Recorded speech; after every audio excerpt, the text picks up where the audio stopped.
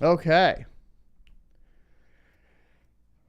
Well, apologies. I've actually been going for 15 minutes and we've covered a ton of topics already. And I guess maybe I'll just have a better understanding of some of these early topics. I apologize, everybody. Let me make sure that everything is up and running and actually functioning on the front side of things. Apologies once again.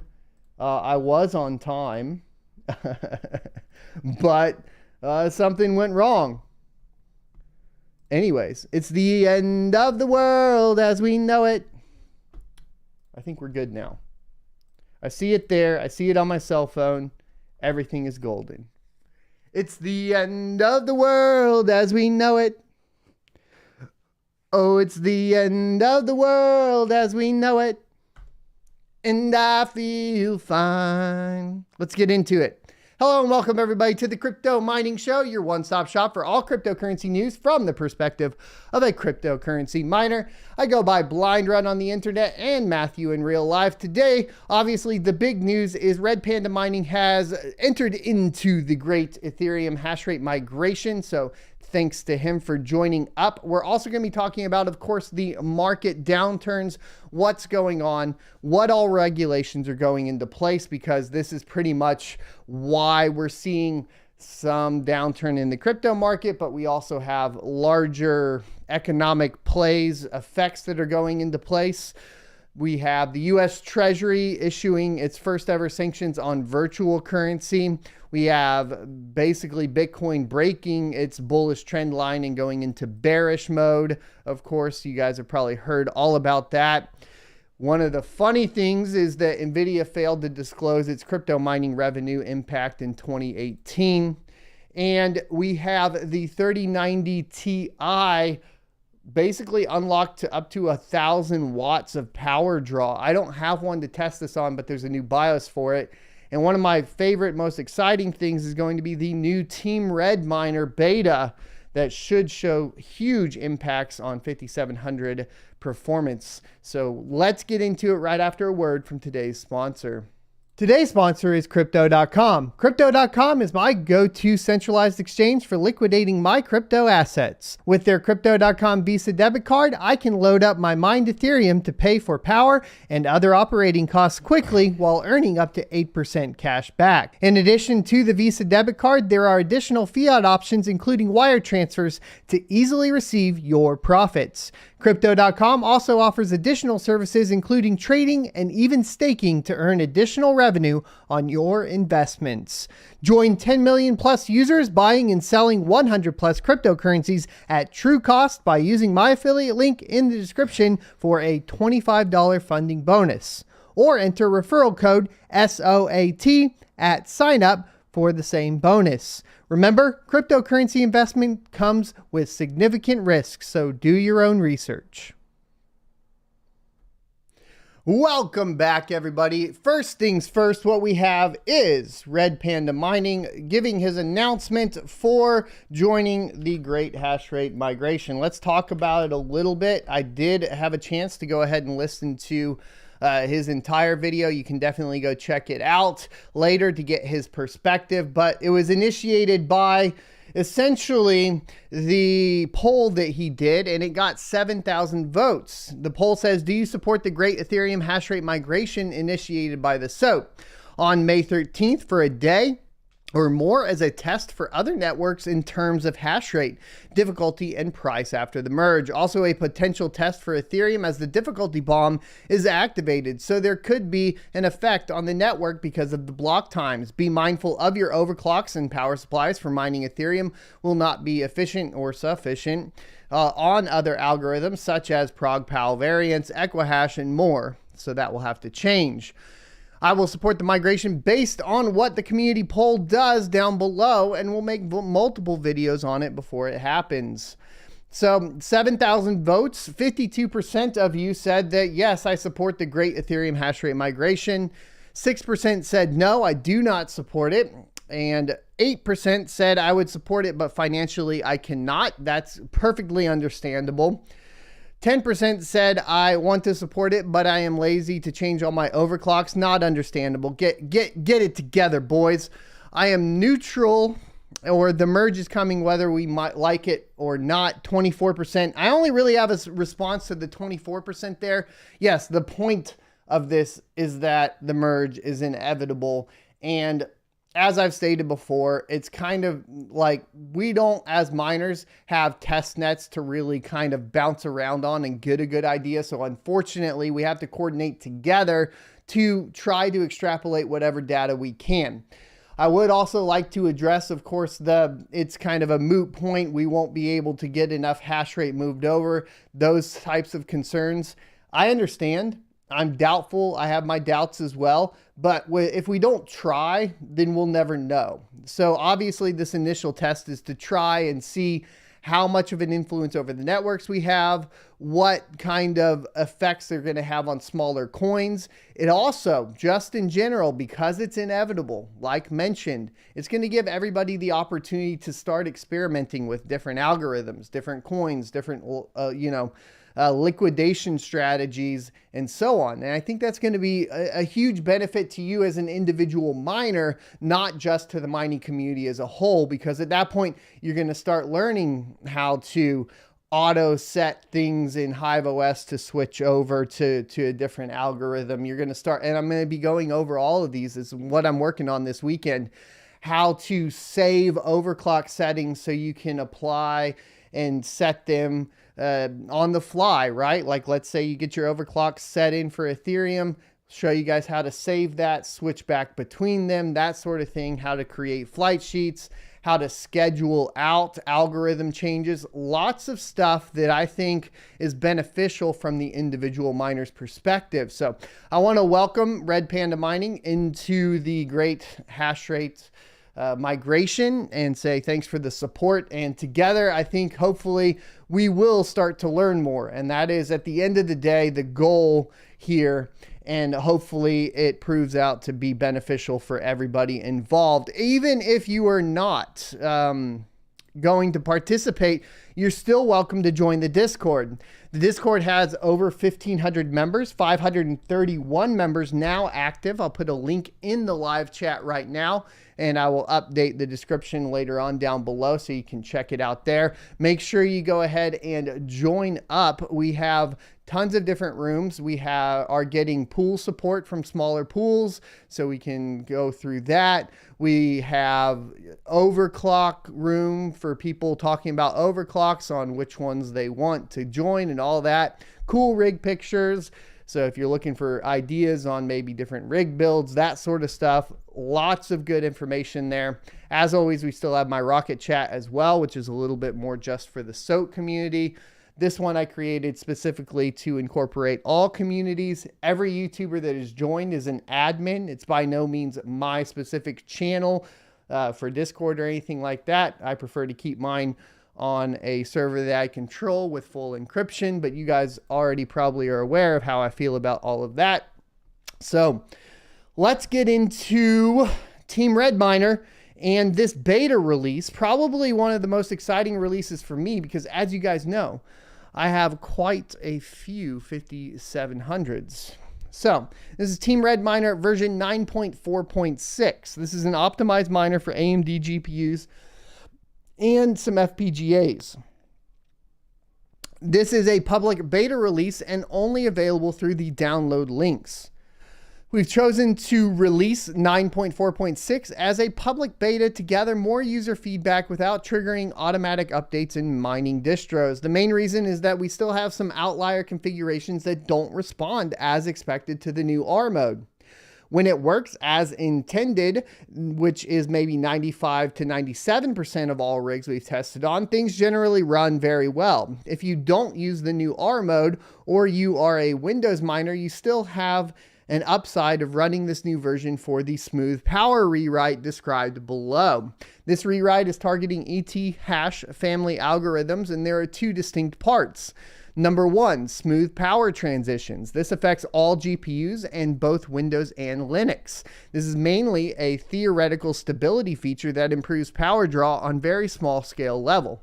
making sure that GPU activity and resulting power draw is as smooth as possible, avoiding PSU slew rate spikes. The nice side effect is that it, in most cases, also improves hash rate slightly on all GPUs. Here's the exciting part, the R mode. This is our most advanced mode work so far. It is Linux only, like the previous C mode for Radeon 7s. R mode is applicable for all non-Polaris GPUs. It also needs special Linux kernel boot parameters set, like the Radeon 7 C mode. R mode will be used by default when the necessary Linux kernel parameters are set.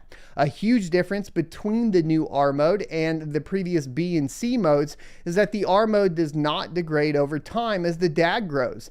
The efficiency improvements on many GPUs are significant.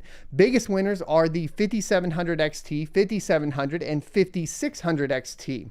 Please read the R mode tuning guide for more details before switching to the R mode. The download links are here. You can check it out down below in the description. I'm super excited about this because I have over 60 5700s deployed, and they are all flashed to 5700 XTs. You can check out my tuning guide on that if you have an interest or 5700s that you are mining with as well. And then I do have quite a few 5600 XTs, and I'm curious because it pretty much works on all AMD GPUs except for the Polaris GPU, so I'm curious what it does on the 6000 series as well. We'll definitely be testing out a 6000 series mode here. There are HiveOS test instructions, so you can go ahead and deploy it. It will be set through a custom miner. I'll be working on a how-to for you guys this weekend after I get it deployed to mine. In fact, probably tonight we will be live streaming my process in initially setting it up on twitch.tv/blindrun because, well, why not do it live, right? And that is kind of where I do a lot of the more, what I would consider more boring, slow-paced stuff if I'm learning. We've built nodes over there. That's kind of where I do that. Also, if I game, that's where I game. That's where you can catch me in a smaller setting where I can also more aptly answer questions and talk to you on a more personal and direct level. So definitely check that out. All right, so let's go ahead and get into the RTX 3090 Ti custom XOC BIOS pushes power limit to almost 1,000 watts. NVIDIA's GeForce RTX 3090 Ti is currently the most power-hungry graphics card with a rated TDP of 450 watt. But overclockers have managed to push it far beyond its limit. Twitter user, whoa, we gotta mute that.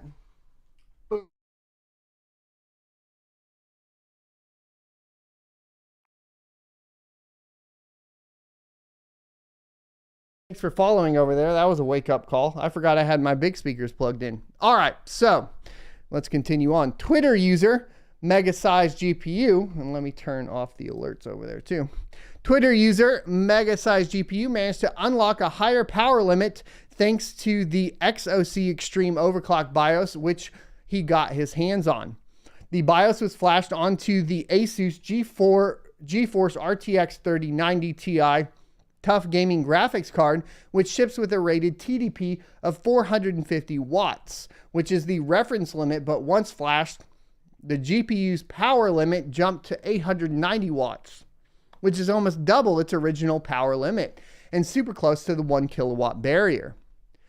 In terms of practical use, such a high power limit will be of little or no use for gamers, since you not only have the required power to feed the monstrous 890 watts through a single 16-pin connector that only goes up to 450 watts, but the cooling on most of these cards aren't designed to sustain a high TDP of above 600 watts. There's a reason why there are only 2 NVIDIA RTX 3090 Ti graphics cards in existence that come with dual 16-pin connectors, and those are primarily aimed at LN2 overclock enthusiasts. You can see all the reports here. With that said, the Asus 3090 Ti Tough Gaming graphics card was able to operate it up to 615 watts and 496 watts TGP, while Chipel also managed to equip the same BIOS on an EVGA 3090 Ti for the Win 3 graphics card at a reported 614 watts TBP and 498 watts TGP. Once again, these numbers will make little impact on the core clocks unless you're running them under LN2 24/7. Currently, the most NVIDIA RTX 3090 Ti custom models end up with a total board power of 450 to 516 watts, which is just a teaser of what's to come next. Running Firmark pushes the board power draw to an insane 945 watts and the GPU power draw to an insane 822 watts. It is not clear if these are the peak power excursions or the short power bursts, since a single 16-pin connector cannot provide a sustained 950 watt draw. And here's the benchmark running. If you want to try out the XOC BIOS yourself for NVIDIA RTX 3090 Ti graphics card, you can grab it from ChipL forums or Tech PowerUp's BIOS collection database. But as a precaution, use it at your own risk, as feeding the card with this much power can break it, and also the flashing process itself can turn your card into a brick, if not done right. I would advise that only professional overclockers use the BIOS, and if you're a gamer, and don't turn your $2,000 US card into an expensive paperweight. I would love to see what this does with mining algorithms that do have core intensive stuff, but obviously you're going to need somebody with LN2 setup, all that sort of thing. And unfortunately, like, I'd love to work with like some other YouTuber that does a lot of LN2, but primarily they aren't too heavy on the crypto miners, right? They're not a big fan of them, but maybe we can figure something out. Let's talk about NVIDIA and their failing to disclose crypto mining revenue impact in 2018, as reported by the SEC. Without admitting or denying the charges, the chip maker agreed to pay $5.5 million or a fine to settle the affair. The U.S. Securities and Exchange Commission said that the chip giant NVIDIA failed to disclose that crypto mining was a significant contributor to its 2018 revenue. In two of NVIDIA's Form 10Q for fiscal 2018 said the SEC in a press release, NVIDIA reported material growth in revenue within its gaming business. However, continued the agency, NVIDIA was aware but failed to disclose to investors that the boost in sales was in a significant part driven by crypto mining. Duh. Quote, NVIDIA's omissions of material information about the growth of its gaming business were misleading, given that NVIDIA did make statements about how other parts of the company's business were driven by a demand for crypto, creating the impression that the company's gaming business was not significantly affected by crypto mining, end quote, said the SEC.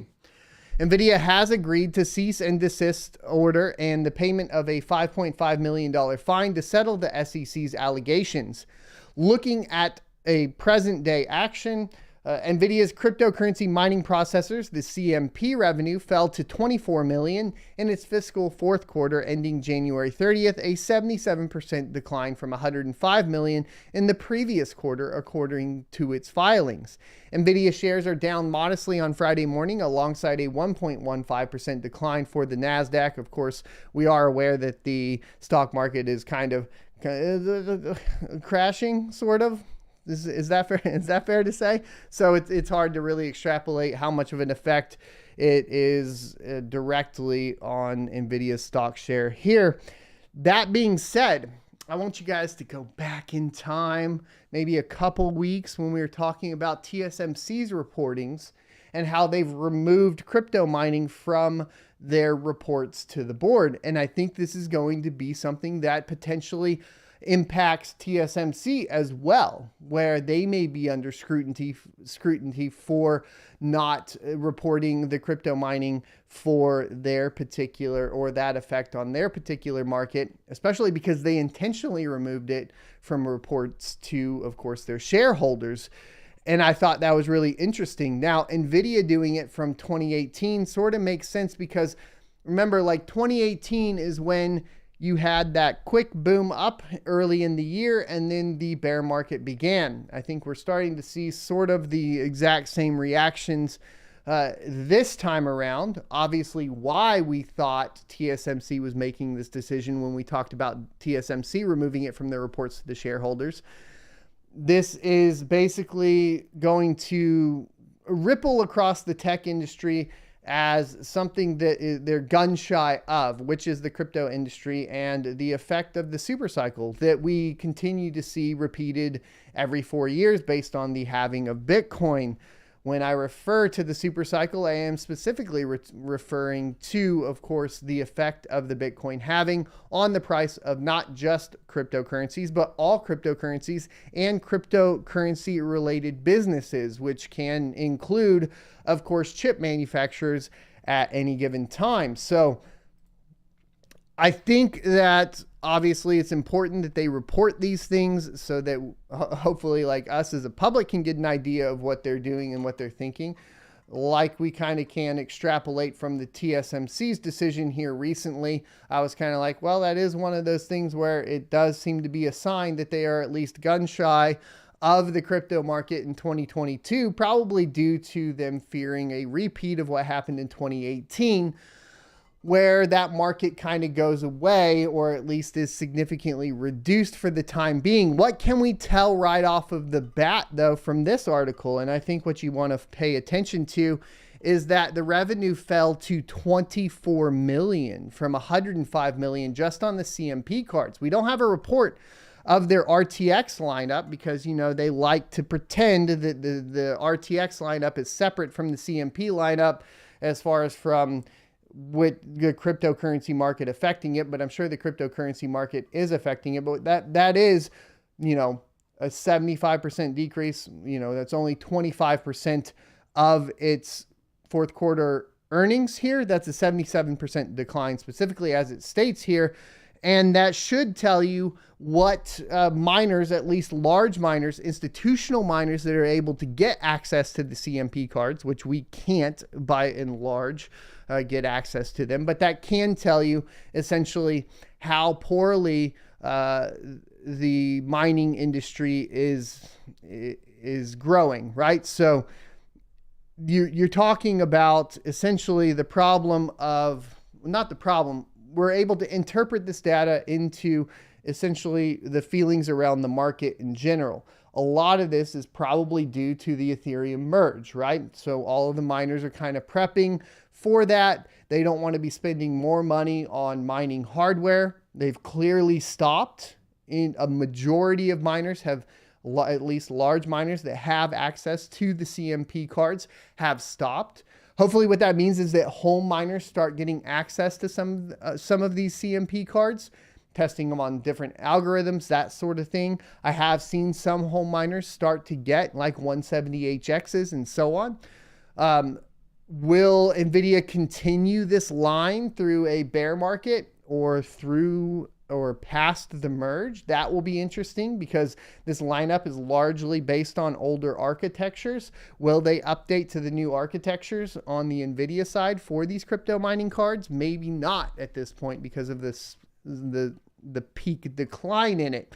This is also the problem that we talked about yesterday with ASIC miners in particular, and this kind of thing where ASIC miners start getting built and kind of advance during the bull runs and then come smashing back down, and you don't get a new release for new ASIC miners outside of Bitcoin until the next bull run. The L3 Plus is a perfect example of this, where you just had for the Dogecoin and Litecoin mining the L3 Plus, or the latest one was the L3 Plus Plus, which you could feasibly just flash your L3 Plus to the same performance level of. And then there was nothing there. Those hit dirt cheap prices, where we're talking about like 125 to 175 bucks a pop. And there was no real new development and no real new Litecoin or script miner, essentially script ASIC, released until the L7 during the bull run. So you kind of get into this weird position of no progress within ASIC miners during a bear market. That's kind of disappointing and can be a significant issue, especially for projects that don't share algorithms that are close to something like SHA-256 or something that's established. What does that mean from a mining perspective, right? Or even like a coin perspective as we move forward, that will shift coins back into utilizing CPU and GPU mining when they start, because you have a little bit more play with what you can do with the algorithms and what kind of advances you can make there, and you have hardware that's available. Usually, like during a bear market, if the best thing to do if you're going to be creating a new coin or a new project is to go with something that is available to everybody and not necessarily an ASIC miner.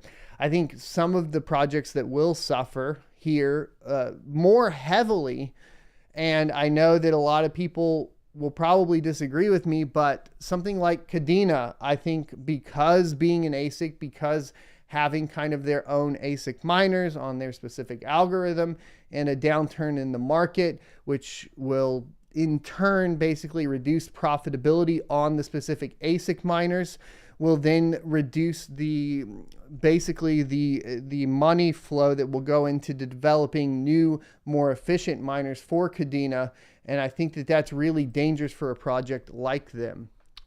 Let's talk about the downturn of the crypto market, some reasoning behind it, what's going on. We have the U.S. Treasury issues its first ever sanctions on virtual currency mixer, and they target the DPRK cyber threats. Today, the U.S. Department of the Treasury's Office of Foreign Assets Control, the OFAC, sanctioned virtual currency mixer Blender.io, which is used by the Democratic People's Republic of Korea to support its malicious cyber activities and money laundering of stolen virtual currency. Remember, we read all of this through a lens, and look at those sweat stains. I got my jump rope in this morning, all right?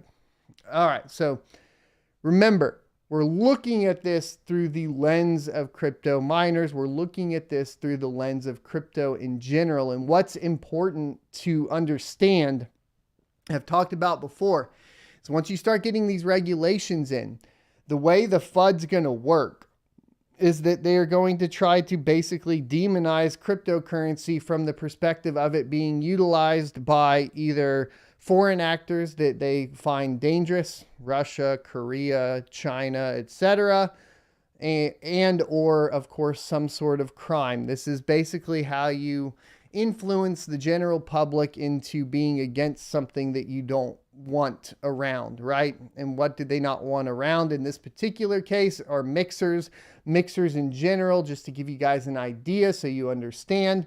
Take in cryptocurrency, mix it all up in the transactions, hence the name for the mixer, and make it hard to trace, and then send that currency back out to another wallet address that is not tied to the end user, etc. It can be used essentially for money laundering. The question is, though, and this goes all the way back to the cypherpunks in the early 90s when we're talking about encryption for email and so on, is should you as an individual have the right to privacy, or should you not? Now, a lot of the arguments that you'll hear from people is I'm not doing anything wrong, therefore it doesn't matter. But then we get into releases like from the WHO where they're tracing without the public knowledge. We have all the information from people like Julian Assange and Edward Snowden. Is there a point where there is governmental overreach on the invasion of your individual privacy or not? And do you care about that? For me personally, as I look at it through the lens of cryptocurrency and what it does to enable the individual for some sort of, sovereignty, essentially, I lean more towards the libertarian perspective, is what some people would classify it as the individual should be able to maintain their right to privacy and that sort of thing. I understand, though, that at the same time, this is what the attack vectors will be to influence people to basically support these types of moves. On March 23rd, 2022, Lazarus Group, a DPRK state-sponsored cyber hacking group, carried out the largest virtual currency heist to date, worth almost $620 million from a blockchain project linked to the online game Axie Infinity. Blender was used in processing over $20.5 million in the illicit proceeds. Under the pressure of robust US and UN sanctions, the DPRK has resorted to illicit activities, including cyber-enabled heists from cryptocurrency exchanges and financial institutions to generate revenue for its unlawful weapons of mass destruction. We're just going to bring it all the FUD in, okay? let's just bring it all in. You guys need to be scared of weapons of mass destruction. We saw that with like 2001. I lived through that, right? You got to be scared of, bioweapons. You should be scared of pretty much everything, right? Pandemics, money laundering, all the evil in the world. We're going to bring that all in one thing. You need to be scared of that, be terrified of that, and don't worry, daddy government's going to take care of you. That's essentially what these end up coming down to. Does that mean I think that these problems don't exist? No, I don't think that. I'm not going to throw on huge tinfoil hats or anything. It just goes back to the fact of we have to be careful and start to try to figure out where to draw the line between government overreach and protection of the citizens. And I think that that's kind of where you end up in a weird spot. Quote, today, for the first time ever, Treasury is sanctioning a virtual currency mixer, end quote, said Undersecretary of the Treasury for Terrorism and Financial Intelligence, Brian E. Nelson. Quote, virtual currency mixers that assist illicit transactions pose a threat to U.S. national security interests. We are taking action against illicit financial activity by the DPRK and will not allow state-sponsored thievery and its money laundering enablers to go unanswered, end quote. Treasury is also updating the list of specially designated nationals and blocked persons, SDN list, to identify additional virtual currency addresses used by the Lazarus Group to launder illicit proceeds.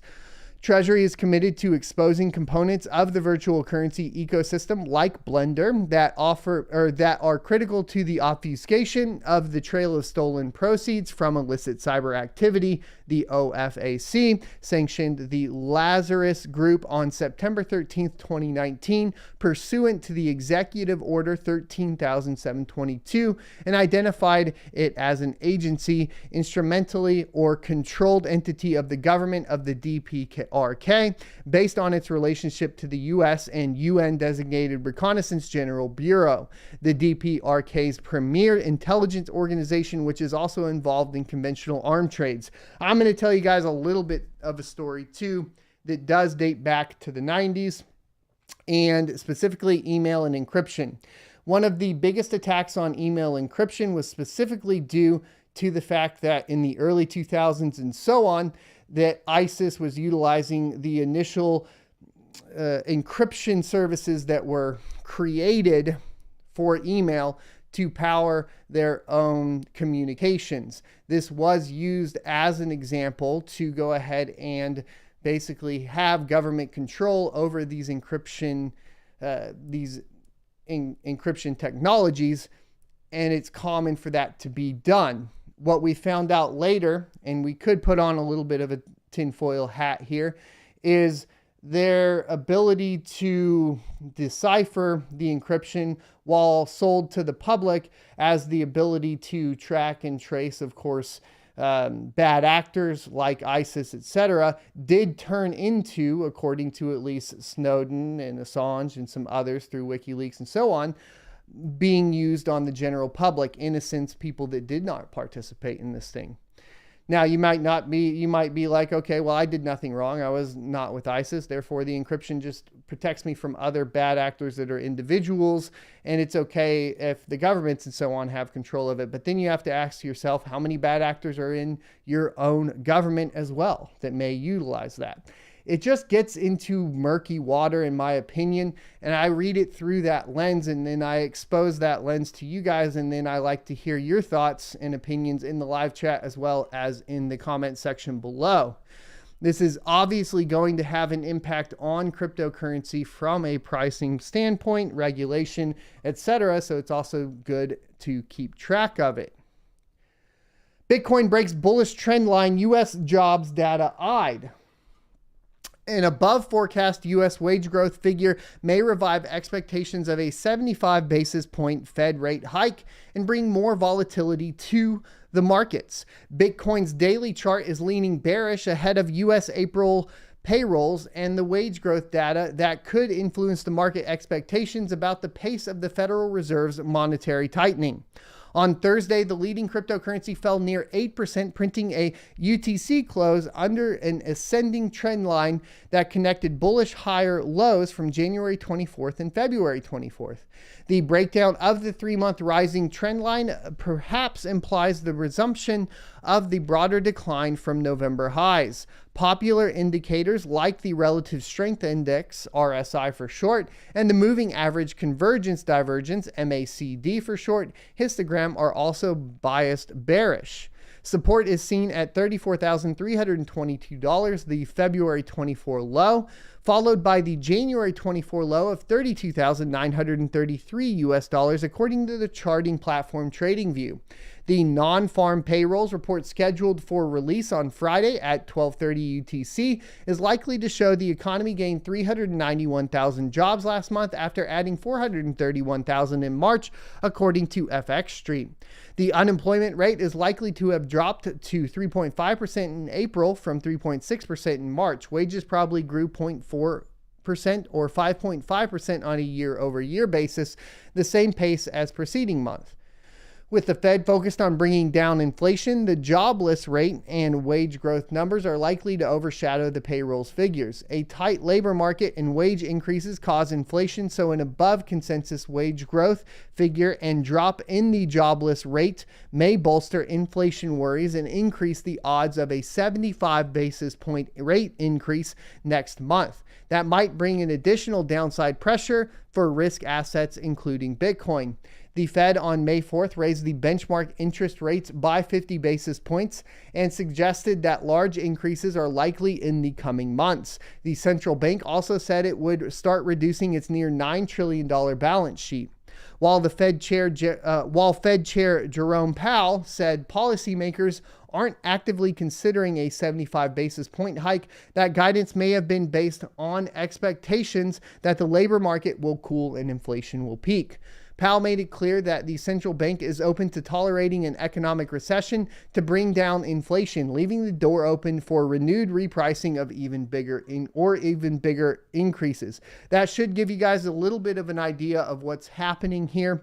Obviously, a lot of what's happening is affecting the stock market. And like we've said before, unfortunately, what we see is the crypto market tied directly to the stock market, even though it's sold to us from a Bitcoin maximalist standpoint as a hedge against inflation. It's not proving out to be true, at least as of yet. Once again, I will also always bring up the point that I think that Bitcoin should be separate from the rest of the crypto market by and large, unless, of course, there are currencies or cryptos that hold closer to the Bitcoin white paper. For the most part, what you should see is Bitcoin as a hedge against inflation, at least if it's doing what it's supposed to do. And then things like Ethereum, which are essentially just innovation within technology, etc., that are still controlled by large VCs and still have their own board members and foundations, etc., should be treated more closely to a securities and more closely to like something a tech stock would be treated as, at least in my humble opinion. But what we do see, or what is actually happening, does seem to be a close correlation between Bitcoin and traditional markets. And the reason the traditional markets are down is because of the 75 basis point hike that is expected, even though they aren't actively considering it, blah, blah, blah. This is kind of where we're at. The entire global economy is struggling. We also have other issues with supply chain. Same old story. Does that get better? Does it get worse? I always kind of lean towards, there's light at the end of the tunnel, but it gets dark if you close your eyes, right? So, just be careful and make sure that you're able to take care of your family, all that sort of thing. There is someone helping me take care of my family, so I want to say huge thanks to Babelfish in the community for donating some Hashrate. Lots of cool names. We got Batman, Green Arrow, Green Lantern, Joker, and then all my rigs, basically doubling the hash rate of my farm here. So I can't say thank you enough. I always show you guys my hash rate. I wouldn't hide anything like this. The problem is we can't really say what profitability is like because it's at $302. Now I know that basically the hash rate doubled on the farm. Yesterday we did about 150 US dollars. We're expected to do $302, which means it looks like the profitability is around the same at this time, but I do know in fact that it is dropping, and we'll talk about that here when we get to what to mine. I do still have 1 kilohash a second, between 1 and 1.5 kilohash a second, just depending on flux over at Miner Pool. And that is doing 17 flux a day at 22 US dollars. If we include parallel assets that are available right now, we're doing 891 a day with 6.7 coins, but we are still stacking up additional parallel assets here. So another 12 parallel assets that, you know, will be stacked in. We do know that we have 2 more that have basically gone into the snapshot and eventually on Flux will begin to be paid out. They are not calculated currently into the what to mine charts. So in theory, really, you are getting essentially double whatever your parallel assets are once all of those parallel assets are added in. So you could say that it's not really 6.7, it's more like 13.5 that you're getting per day in coins. But that is just kind of the caveat for all of the flux mining. I have 3 rigs somebody added in for support on a 3700X, which is awesome. It's doing 13.87 mega hash a second, and we are on Veriscoin. Let's take a look at mining profitability for the day. Let's go ahead and get rid of that 3080 Ti. We like to look at a 3090 every day and adjust the hash rate for, of course, Fluxcoin and calculate that out at 10 cents a kilowatt hour. Ethereum's in first place at $3.89 a day. That is actually up from yesterday a tad. We have Cero at $2.20 a day after power. Octopus algorithm with Conflux at $2.19 a day after power. Rio coin at $2.23 a day after power, and Flux all the way down here at $2.11 a day after power. What's curious, if you mine Flux or Zelhash through NiceHash, it's quite a bit more profitable at $2.49 a day after power, hinting at, you know, potentially some more hash rate being rented out, obviously, on NiceHash because, well, Flux has the fun problem that I think a lot of people recognize in the trading community of being more expensive to buy directly because of, well, partly because of the nodes influencing people to go ahead and stake those and not put them on the markets. It's easier to go ahead and mine. It's cheaper to go ahead and mine. So traders, from what I can tell, are going into NiceHash and renting hash rate because it ends up being cheaper than trying to purchase individual Flux. We did the numbers on this before. I have been working on an individual video to kind of explain that, but it's one of those weird kind of outliers that's happening for it. You have Ravencoin at $1.79 a day after power, and if we scroll all the way down here, Ergo's at $1.68 a day after power, probably starting to adjust again for that kind of delayed difficulty problem they have. Let's see if that proves out to be true. We're just going to go straight to Ergo right now. Let's look at Ergo. Are we seeing a difficulty increase? No, not necessarily. It does look to be this time related to purely just the price drop. We're at 16.58 terahash a second. Let's go ahead and look at Bitcoin as the overall, per usual, an Asic coin, but it is what it is. Still sitting at 238 exahash a second, no change from yesterday. Let's look at Ethereum. Ethereum is at still 1.08 petahash a second, so no huge change in Ethereum. There was a slight difficulty drop, it looks like, down there though. All right, Ethereum Classic is at 26.74 terahash a second. I know earlier in the week we were closer to about 28, so we've had a dip in there, and we've had a dip in difficulty. It didn't have quite the 10% drop of the rest of the remaining crypto market. It's at $28 right now. Let's look at Flux.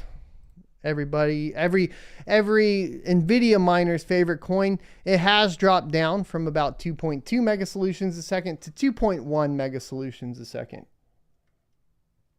However, this will be kind of all over the place because we are seeing heavy renting of hash rate on, of course, your nice hash mining. So we see one spike here on May 2nd at 2 miners, which was a few days ago. Are we seeing any today? We see a slight increase over here. Seeing a few little spikes on 2 miners solo here. One yesterday, a couple today. Seeing some spikes on 2 Mars, some spikes on Z Pool.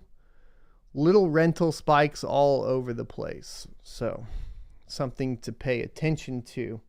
Let's look at Asic miner profitability. We talked about the problem with the KD6 earlier going into a bear market. It's at $55, dropping pretty hard. The KD5 has dropped again too, from $40 yesterday to $37 a day today. Antminer L7 has actually now surpassed the KD5 for the first time in quite some time. It's up to $44 on Zpool for script. Of course, make sure you are merge mining with your script ASIC miners. Not super surprising. I would expect Litecoin and Dogecoin to handle, you know, a bear market a little bit better than something brand new like Kadena. These are the problems, though, that we need to pay attention to with ASIC miners, right? So S19 Pro, though, down about $1 a day over yesterday at $11 a day.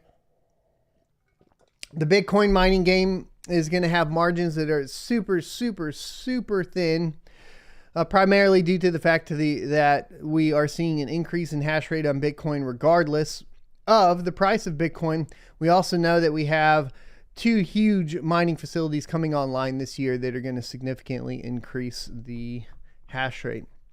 Are there any sales? Let's go ahead and look on ASIC miners through BT miners. No updated sales data or sale data that I can tell right now on BT miners. We'll just have to keep an eye. We still have that $110 drop from yesterday on the S19 Pro. Let's get into questions and answers. Remember, super chats are never required, always appreciated, first to be read because they're the easiest to be read. Boom. Tag at Son of a Tech and it will turn the message orange and I'll be able to answer it. We blew through the topics today, so we do have some time to chit chat. Perfect.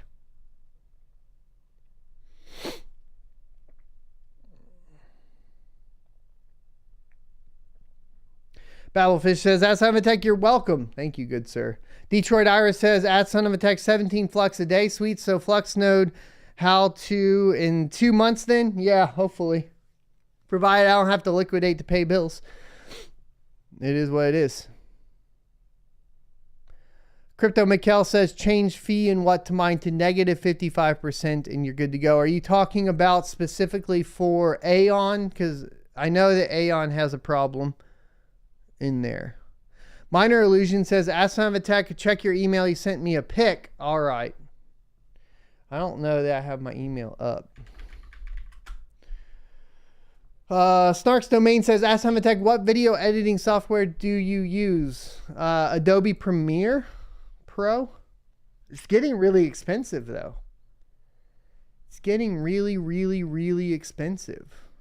I'm not going to lie. And then I'm not going to lie to you. I'll have to check emails later. I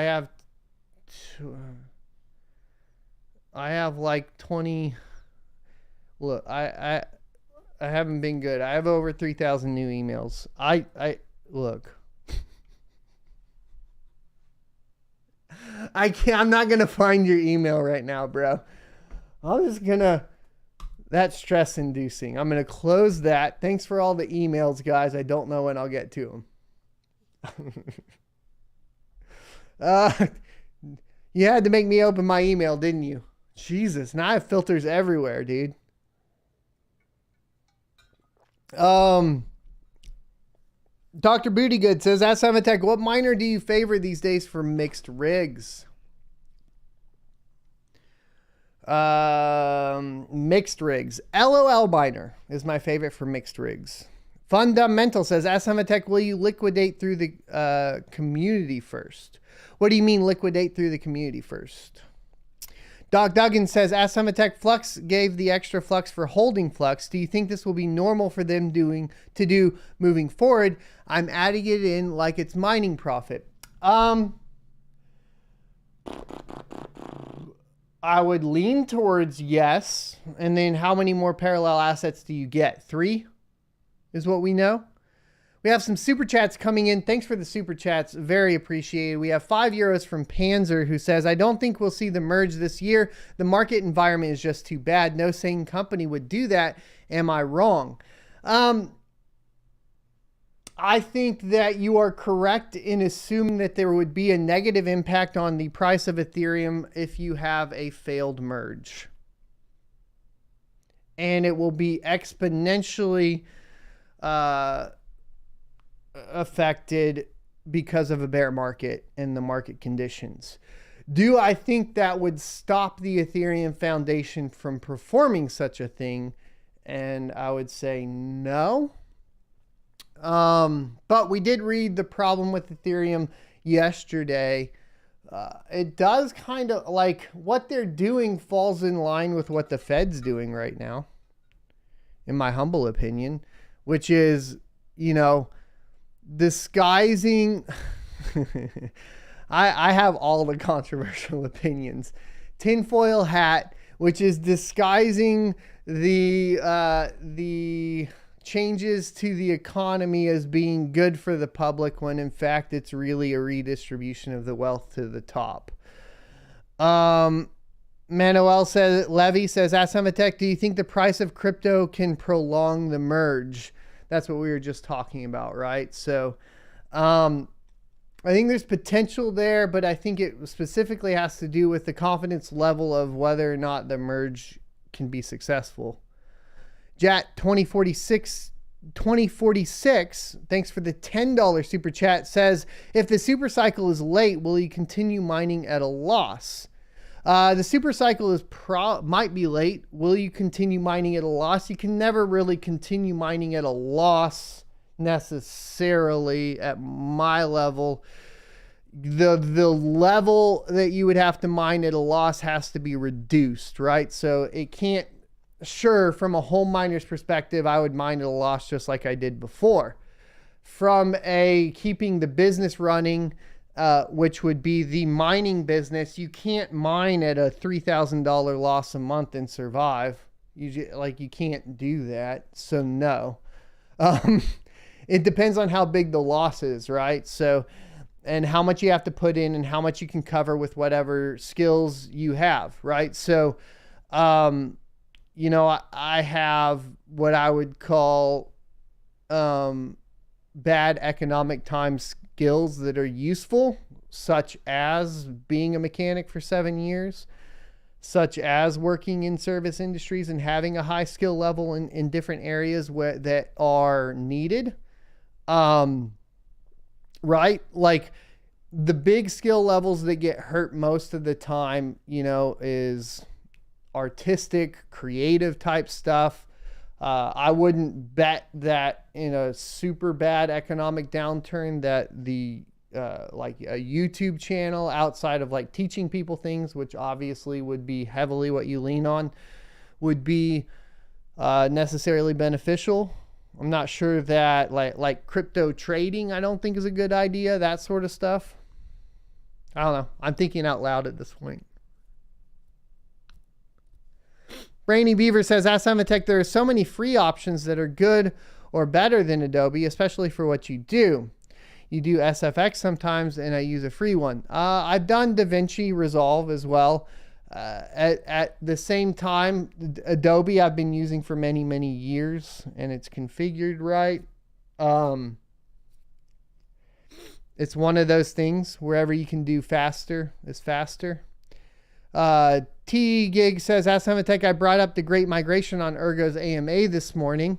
I was stoked to hear that the founder, Mr. Chaperny, I can't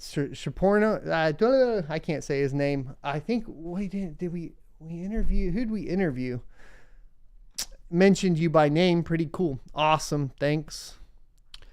Brainy Beaver says, ask Tech, there's no reason to use Adobe unless you need After Effects. I have used After Effects quite a bit. If you want to keep talking about it, we can talk about it somewhere else. It's like, how do I put it? These conversations are interesting because from a certain perspective, when we get into people trying to tell you to do other things and so on, it's like, yeah, I get it. I'm aware of the other options. I know what this does and that does. I also use Adobe Teams, right? Which means I specifically utilize it in a way that other options don't have, which is Creative Cloud that allows other people to pull clips for me, etc. You would need to understand the full breadth of it, and then also understand that that is also what I've been using for a long time, right? David Reyes says, ask Tech, are 3090s still worth having, or should I liquidate them to cover some credit card debt? I don't have financial advice in that way. It's up to you. Look, the reason I don't like the 3090s is because they're unreliable for the amount of hash rate they have. Personally, like, that's the problem I have with them, right? AAG says, ask Tech, is there a way for a coin, for example, Flux, to change their hashing algorithm to ET hash or something more efficient and less power hungry? There's always a way to change their algorithm, but what they've been working on specifically is useful proof of work, which will change the algorithm. But yes, coins change algorithms all the time. Raven coins changed their algorithm 3 times now at this point, I believe it is. So that is possible. Matt Work says, ask Tech, can you explain how higher difficulty proof of work helps security-wise for coins that don't have 51% or double spend problems? Like, wouldn't lower difficulty make the network faster? Wouldn't necessarily. Well, so the reason why no, it wouldn't make the network faster, first of all. Because when we're talking about that portion, then we're talking about block times. And usually, in general, block times are not directly affected by that. It depends on the algorithm too, right? So like Bitcoin's a little bit different than Ethereum when it comes to that. So you're talking about topics that are, how would I put this? So they are specific to the coin and the algorithm and the set of rules that have been set up by that specific blockchain. So to say like one would apply across to all of the other blockchains my brain's having a hard time computing that, because that's what I'm trying to explain is it's not going to necessarily, that's not a flat like statement. Like you can't just make that statement. Then you have like craziness like Flux, which has nodes processing as well as, the mining. So there's a lot of different things going on there. And then you say, explain how a higher difficulty proof of work helps security wise. Obviously, you already know the answer from the perspective of a 51% attack, which is that the more hash rate that's on the network, the less likely you are to have a 51% attack. Now, there are options now outside of just hash rate to prevent a 51% attack. An example would be deploying a chain as a smart chain on Komodo, where you can set it up essentially to take some of the security from Komodo. And that way you don't have to worry about that when you're initially starting a project, that sort of thing.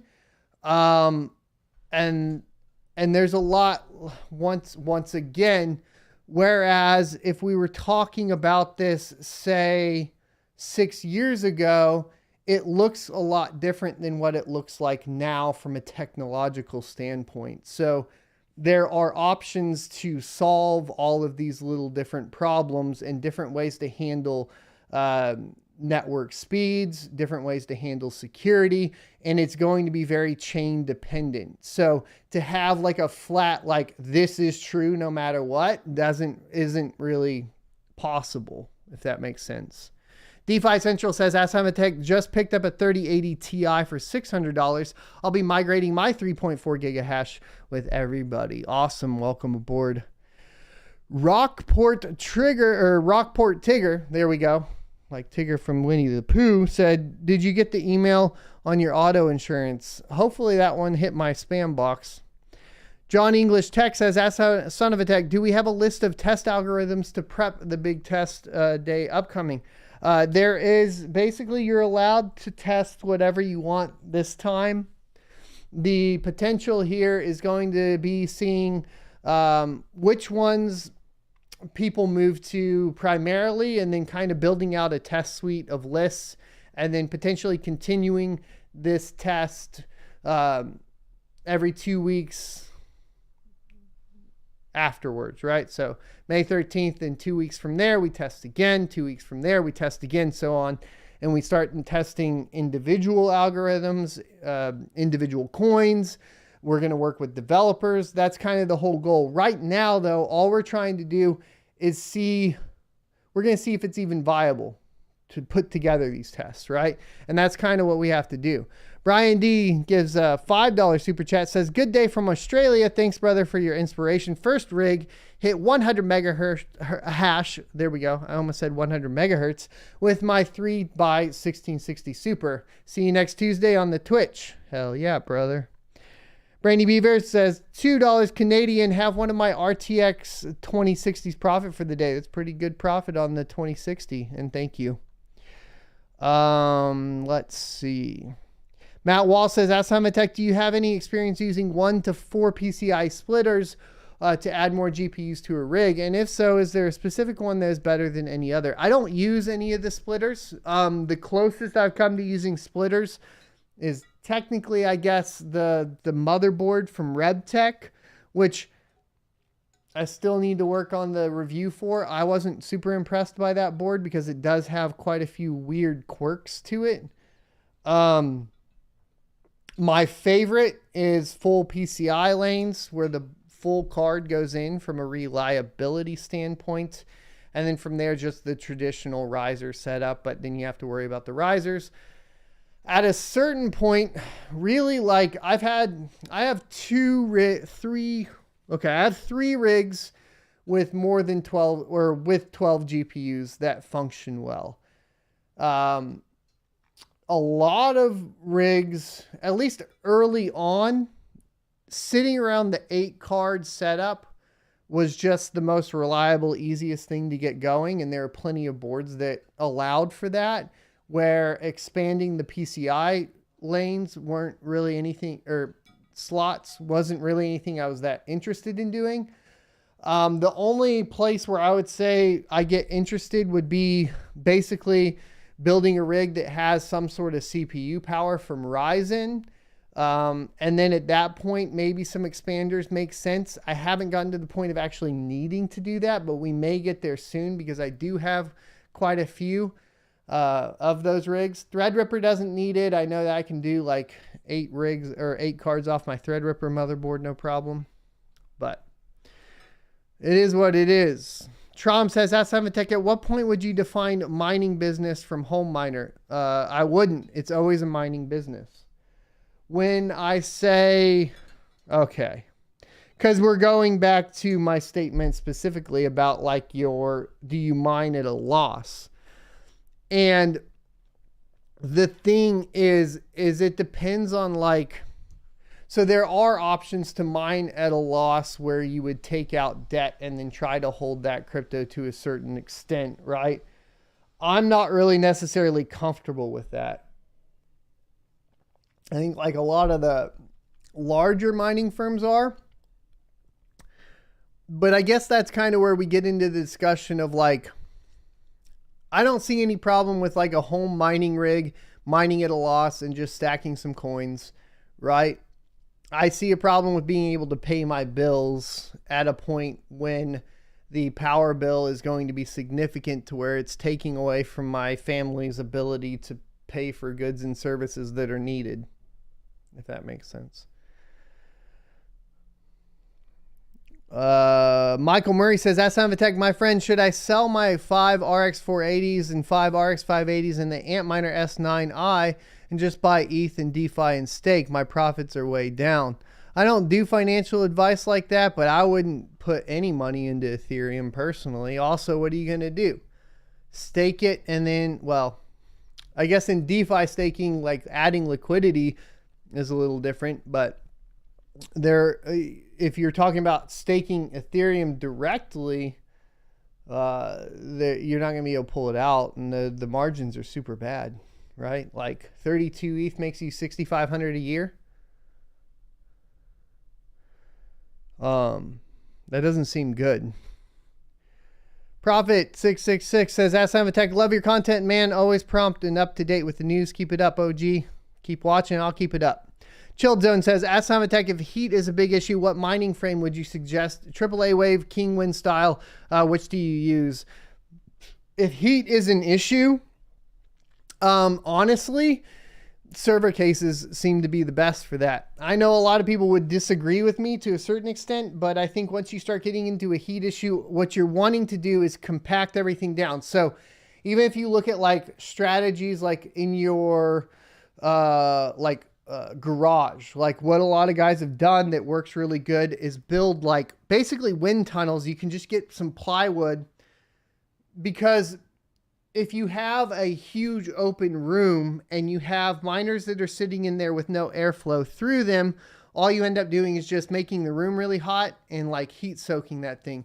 You need to have a smaller room, a smaller space, and have good airflow. So for example, I'm at 5 gigahash right now, right?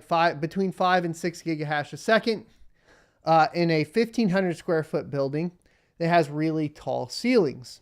And my heat compared to last summer is way worse. Last summer was a little different. Last summer was the same setup, but it was a massive warehouse, 5,000 square foot, because we were temporarily in there. So it really didn't affect it that much because there was enough extra air and just some passive air took care of that. But the best setup was at 150 square foot with 3 gigahash, where I had a hot side and a cold side, and the air was moving through the rigs and getting sucked out to the hot side. So if you're going to go like with like a garage setup, what you would do is you would put like basically some plywood, you would create a wind tunnel and then suck that out to your attic, maybe just like one exhaust fan. So the concept, if you have a really hot area and you're only doing one rig, it may be better or advisable to just purchase one single kind of server rack. Now I was using, or server case. I was using the rose wheels at the house when we were in a 150 square foot room. Those worked really well. You had to get some server case fans, you know, so you're going to spend a little bit more money on fans. Server grade 120 millimeters or whatever they were. The videos are up. You can check them out. So that would keep the air moving through the cards very well. A little more expensive that you can get even from there is going to be something like an octo miner with that actual active flow through there. Why does that work? Well, you have a top on that, and the air that is getting sucked in is not just the hot air of the cards sitting on top of it. So open frame is just the hot air sitting on top of it. But you could do an open frame, build yourself like a wind tunnel, and then go that perspective. There's different ways to handle it. As far as AAA wave or Kingwin, I have the AAA wave. It's a fine open air case, but it has the same problems as all the other AAA or all the other open air frames. And then Kingwin, I'm not sure which one you're I'm not familiar with that one in particular, so I don't have any comments on it. Pioneer Smokehouses says, at Asanvatech, I will be moving off ETH to the same coin I'm using on my 4 gigabyte cards to support the movement. All right. Is that going to be Ergo or ETC? Brady Beaver says, well, rounded up. Okay. Not sure. Not a question. Green Illness says, at Asanvatech, hi, off topic, but do you have any thoughts on Nervo CDK? Not familiar with it. Sorry. I don't have any. Nick Burns, welcome to the sub club. Or the, I don't know. Isn't that what Boogie says on his Twitch? I don't know where that came from. I haven't even watched his Twitch in forever. Welcome to the sub club. Welcome to the memberships. Welcome to the Suns on YouTube. And thanks for being a member. Battlefish says, as son of a tech, have you considered large portable evaporative cooler for the mining farm? I've considered those. I still think it's more of it's an air movement problem, especially in Texas. You're not going to cool down a 115-degree warehouse. Better than just getting the air out. Like, you can essentially, with a single exhaust fan in a warehouse in Texas, decrease the temperature by 20 degrees with a proper exhaust fan. And that may be all you really need to do. We'll be getting more information as soon as I kind of get this kind of rolling, right? At Son of a Tech, I'm not sure who that's from, says, I've been testing on a small portion of my farm for the migration. You're moving to Flux. Doesn't seem like 2 miners is giving the dual profits. Which pool is best? A lot of people are using miner pool. Miner pool pays out pretty good. You are probably getting the parallel assets, but they'll be paid out to that address on the parallel pools. I'll look into I'll look into 2 miners and see exactly what their setup is. I'm not familiar. I know that for like miner pool, what they do is they pull in all the parallel assets for you, convert it to Flux, and then give it to you. That's pretty much how they function. Brainy Beaver says, as Son of a Tech, it's about 125 CAD a day after power for you on the 2060 running at 32 megahash. Rockport Tigger says, as Son of a Tech, which mining specific boards do you recommend? I still like the ones that seem to last and keep going, or is the ASRock H110 BTC Pro. There are some new ones that are coming out, but I haven't had a chance to test most of them. One that's been working good is the BioStar TB360. But the H110s I've had for, I guess going on 6 years now, and none of them have died. I've had the old BioStars die. I've had quite a few boards die. The ones that never seem to die is the H110 Pro BTC. All of them are working. Green Illness says, that's Son of a Tech, a very specific question, but can an Asic that draws 230 watts through a 6-pin be powered silently somehow? My impression is that server PSUs are loud. Hold on. Can through a 6-pin be powered silently? Yeah, you would just buy a silent, like 450 watt power supply and jump to 24-pin. Patrick says, at Son of a Tech, have you run across a reliable CPU to PCIe power pin out adapter? No, I'm not even sure what I would use there. Knives for Reasons says, at Son of a Tech, what do you think about the efficiency on Apple's new M1 Max? I've heard it's really good. I'd like to play with it, but I also don't want to spend Apple money to play with it. If that makes sense. Detroit Iris says, at Son of a Tech, considering inflation has been 8% plus and ETH staking is 5%, you're losing money staking ETH right now. Not financial advice.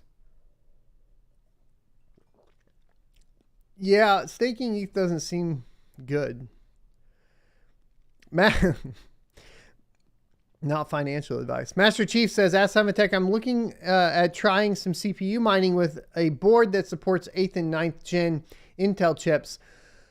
What would be the better chip to go with? You mean what board? Or what chip?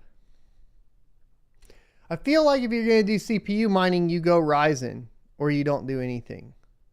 I mean, yeah, like I suppose the Intel chips are okay at like Varus, and Darrow is okay on Intel, but by and large, you're limiting yourself a lot by going with Intel over AMD. So I wouldn't even know because I don't look at them enough. It would be, though, essentially like your i7 non-K chips. So 8700, the 9700 or 9900, just the non-overclocked version of them, i7 or i9. Nick Burns says, thank you. Finally made it to catch the live show. Awesome, dude. Justin says, AskSimonTech, ASRock TB360 Pro V2, only recognizing 4 GPUs at a time. Seems like a lot of people are having the same issue on the web, but you can't find a fix. Turn off CSM. DK7988 says, AskSimonTech, I noticed you leaving out Asus B250 Mobo. Why? As far as like, I don't have one. That's like the most simple answer. Look, the problem with a mining channel that kind of sucks is like we're not like a regular tech channel. Like people don't send us hardware to test other than like I seem to get a ton of hardware wallets. But like the mining hardware that we need to test, like nobody wants to send it to you. And like I'm not going to go out and buy boards. I'm still trying to run a mining business. So it's not necessarily intelligent to go out. I already buy the GPUs that I know aren't going to do good. Like this trash. And then I test it. And like that trash back there. I can't do that with everything though. Like I can't do that with mining motherboards that are going to cost me $300 to $500. And then just hope that it functions good.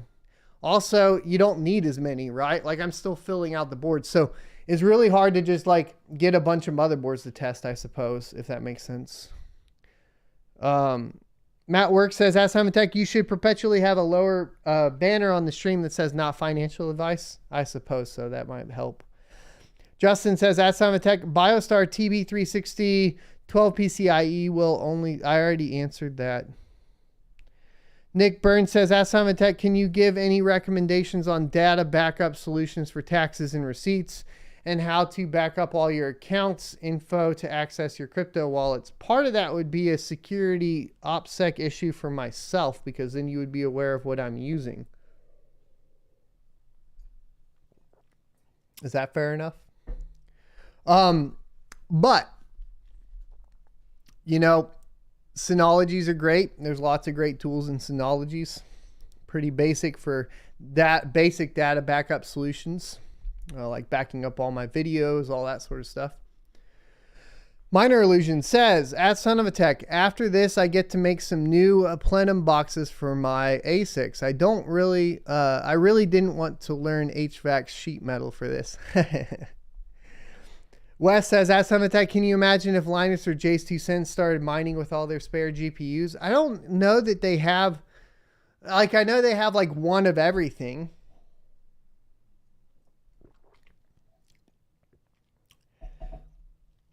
Rockport Tigger says, AskSimonTech, thanks. And which CPU would you recommend on the ASR 100 BTC and does it need a cooler on it?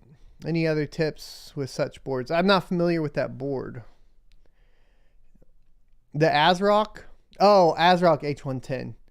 I just use the cheap Pentium, sorry. Like the G32, was it G3258 or whatever? I have a bunch of those. I don't mind on them. $4.99 super chat from Hawk Crypto Mining says, how do you feel about Anchor Protocol? I was looking at that the other day. Isn't that the other... That's the other Web3, right? Yeah. Anchor. It's not spelled Anchor, isn't it? Like they dropped the R or something.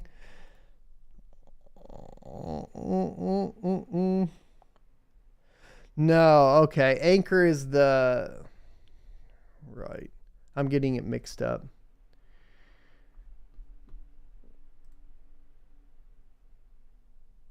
Anchor's, let's see. It's one I'm aware of that I don't have enough information or knowledge to really talk about right now. Sorry. This is the way it goes at the moment. I got it mixed up with something else that starts with an A.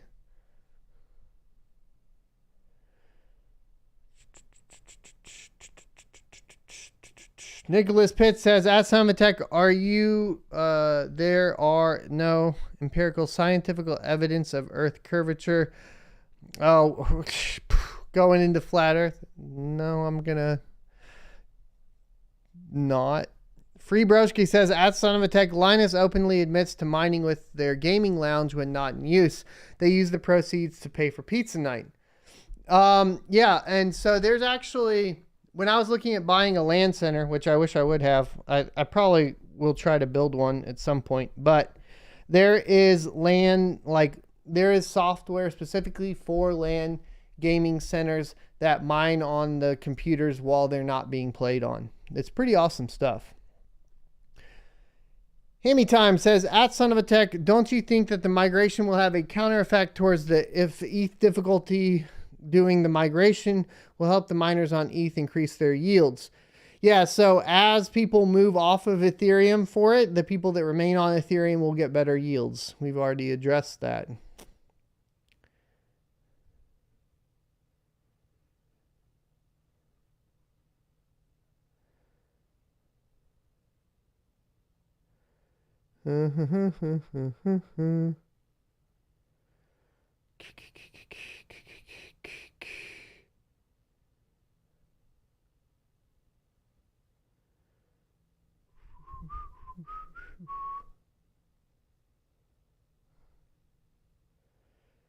Rockport says, Ask Son of a Tech, Brandon Coin has a vid last night about not joining the migration. He has a great point. To switch rigs that are stable and back is a huge chore and can cause switchback issues. If you're saving your configurations, I don't think so. We'll be talking about that though.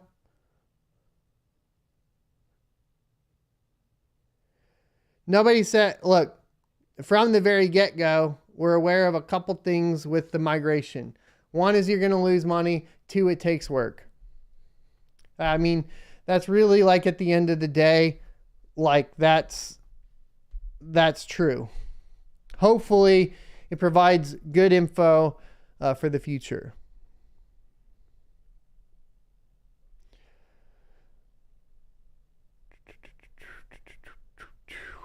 All right, boys. That's going to wrap it up for me. It's 11:22. I want to make sure I get to jiu-jitsu in time, and it sounds like it's raining outside. Be sure to hit the like, comment, subscribe, and the notification bell down below so you're notified when we go live.